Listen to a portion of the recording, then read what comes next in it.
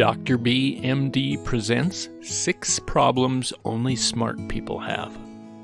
Being highly intelligent is seen as remarkably desirable. Those that are highly intelligent may sail through the academic world without making hardly an effort, receiving outstanding grades, accolades, and recognition beyond what many can dream of, usually without much apparent effort. They may be musical prodigies playing complex melodies at a very young age, or be polyglots with command of multiple languages with remarkable breadth and depth. And although they can be the heads of multi-billion-dollar corporations like Tesla or Microsoft, even for those that are not famous, numbers, words, complex concepts, and creative solutions, school, and achievement appear to come easy to those with very high intelligence. However, those that are so very smart also have 6 problems that others may not experience. Number 1, they are socially awkward. Those with high intelligence will often skip a grade or are otherwise advanced academically by their parents, teachers, or whatever system they are within. This advancement places them with older classmates or academic groups,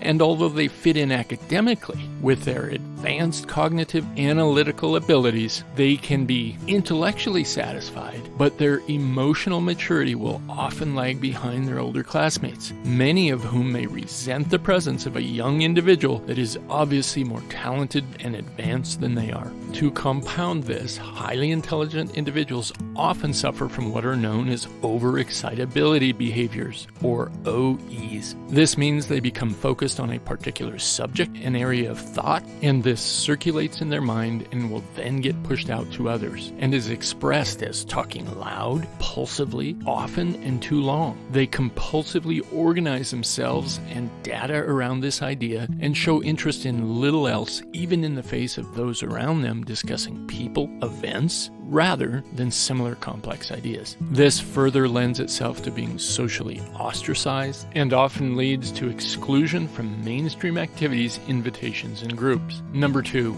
paralysis by analysis. The highly intelligent take in vast volumes of data and information and explore minute details, sometimes of every angle of each problem and the possible solutions. They can get lost and miss the forest for the trees because of this remarkable focus. They may be unable to step back and prioritize the information, spending an inordinate time on details that may have little relevance, and then find themselves struggling to create a meaningful conclusion, especially because they cannot accept the small probability that their conclusion will be proved wrong.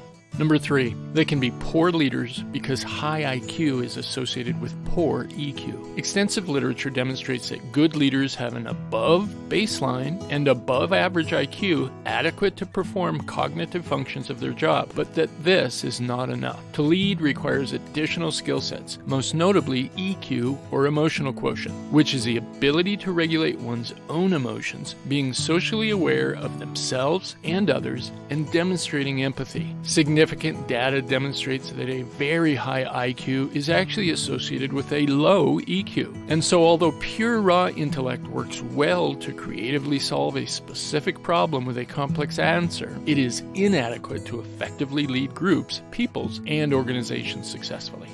Number 4, high expectations. Often from a very early age, there are high expectations for the very smart, initially from parents, then teachers, and then from themselves. These expectations continue to build over an extended time and can become overwhelming because eventually not only is failure not an option, being average or less than the best or less than perfect is also unacceptable. This can cause unending stress with continued secretion of adrenaline. This keeps the very smart in a constant state of hyperarousal and the fight or flight system activated. This can be all-consuming, turn to depression, and even culminate in suicide. The fear of failure can become so intense that the highly intelligent are no longer willing to try even a small project or simple activity. The anxiety experienced when considering even this small probability of failure, and especially others' impending judgment, is too much and paralyzing. Number 5, associated with with other psychological disorders.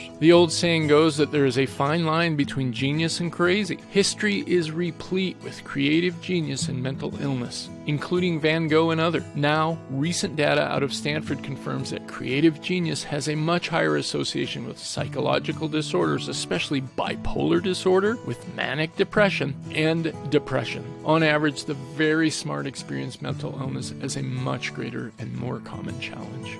Number 6, inability to work hard. Unmitigated success over many years and in virtually all situations without sustained effort can destroy inherent motivation and work ethic. When the very smart are faced with a situation that is not easy, that they don't understand, or that they initially fail at, they may not have the inherent motivational skill set to dig in, figure out how to overcome this unexpected obstacle. They may have never developed an inherent work ethic, a try again mentality that average individuals often have to foster in their formative years to succeed. This can be devastating in the workplace and for careers and even in relationships where failure is the norm and one must pick up and try again with a new approach, often many times.